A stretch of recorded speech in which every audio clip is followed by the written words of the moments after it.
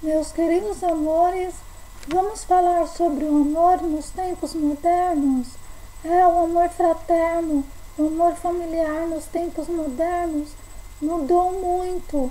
Hoje em dia ninguém mais se visita, é tudo pela internet, pelo WhatsApp, pelo Face, sabe, pela webcam.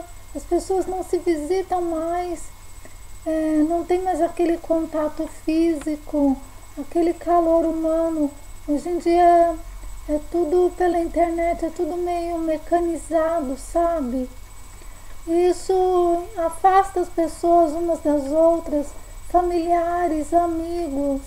Eu acho que a internet é para ser usada com pessoas, por exemplo, parentes que vivem em longa distância. Mas o parente que mora pertinho, a gente deve visitar pessoalmente. Até para falar com o vizinho, a gente fala pela internet. É verdade. O vizinho tem Facebook, o vizinho tem WhatsApp, a gente manda mensagem, conversa pela internet, sendo que é vizinho. Cadê aquele calor humano de antigamente, de antes da internet? Nem se telefonar, se telefona mais, é só manda mensagem. Nem a voz da pessoa a gente ouve mais. Eu acho que está faltando muito calor humano. Com o advento da internet, as pessoas ficaram mais frias, mais acomodadas nos seus cantos.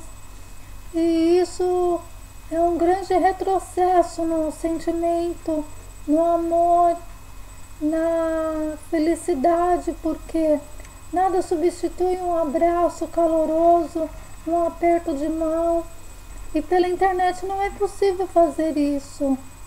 O recado que eu queria deixar é: tudo bem, vamos usar a internet, ela é importante para nos comunicarmos com pessoas à distância, mas pessoas que moram super perto, vamos visitar. Vamos dar o nosso calor humano, a nossa palavra de motivação e não ficar só presos à internet. Esse é o recado que eu queria deixar para vocês hoje. Vamos sair, vamos visitar nossos parentes e amigos, porque um dia eles não estarão mais com a gente e a gente sentirá falta e vai falar: por que eu não fui visitar fulano quando eu podia, visitar ciclano enquanto eu podia? Agora ele não está mais aqui.